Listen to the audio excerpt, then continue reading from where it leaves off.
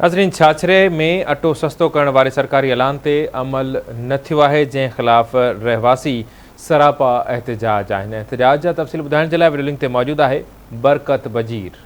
छाछरो जा शहरी हिकु भेरो ॿीहर जेको अटो महांगो थियण ख़िलाफ़ हिते एहतजाज करे बीठा आहिनि। हिननि जो चवणु आहे त जेको अटो सिंध सरकार जेको ऐलान कयो, जो नोटिफिकेशन जारी कयो, पर हुन ते अमल न थी सघियो आहे। वधीक हिते एहतजाज कंदड़ हिते आहिनि, असां सां गॾु मौजूदु आहिनि। हुननि सां ॻाल्हि ॿोल कंदासीं त हुननि जो छा चवणु आहे।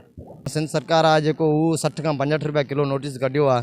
हिते कंहिं चकी वारे या कंहिं दुकान वारे खां असां पुछूं था त भई हीउ छा प्रोग्राम अव्हांजो आहे, त हू असांखे चवनि था त बाबा हीउ असांखे 4000 रुपया परियां गुनम मिले थो। बिजली जो बिल वधी वियो आहे, लाइट जो बिल वधी वियो आहे, मज़दूरी वधी वियो आहे, पेट्रोल महांगो आहे, डीज़ल महांगो आहे। उन महांगाई जे करे असां इन जेको गुंदम जो रेट आहे उहो इन ते किरायो जेको आहे उहो इन ते पए थो। जेकॾहिं गवर्नमेंट उहो पंहिंजो पेट्रोल हूंदो आहे, डीज़ल हूंदो आहे ऐं मिट्टी जो तेल हूंदो आहे, जेको बि हूंदो आहे उहो हिकिड़ो हिननि जो बसि अञा परियां वज़ीर आज़म ऐलान करे या न करे, ठीकु है, अञा रुगो पंहिंजो हू दिलि में सोचे त हिननि जो बसि रेट चढ़ियो पियो आहे। असां मिसकिननि सां ज़ुल्म आहे, असां एतिराज़ आहे। जेसिताईं नोटिस गवर्नमेंट अटे जो नथी वठे, जेसिताईं असांजो एतिराज़ जारी रहंदो ऐं जारी रहंदासूं। असां ग़रीब माण्हू आहियूं, मज़दूर आहियूं, असीं पंहिंजी ख़ाक मज़दूरी करे असां पंहिंजे रोडनि ते हिन धरनो हणी रहंदा आहियूं। हुन ते धरनो जारी रहंदो असांखे। को फ़ाइदो कोन थियो आहे।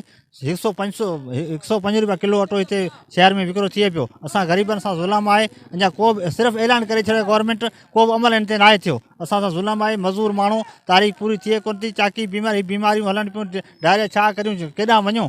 अटे असां बुख मरूं था। सिर्फ़ु असांजो इहो ई अपील आहे सिंध गवर्नमेंट खे त महिरबानी करे अटो सस्तो कयो वञे। तव्हां हिते छाछरो शहरनि जी ॻाल्हि ॿोल ॿुधी, हिननि जो इहो चवणु आहे त सिंध सरकार जेको अटे जो ऐलान कयो आहे उन ते अमल थी न सघियो आहे।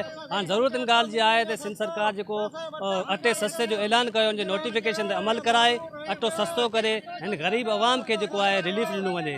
बरकत अली बजीर, आवाज़ न्यूज़, छाछरो।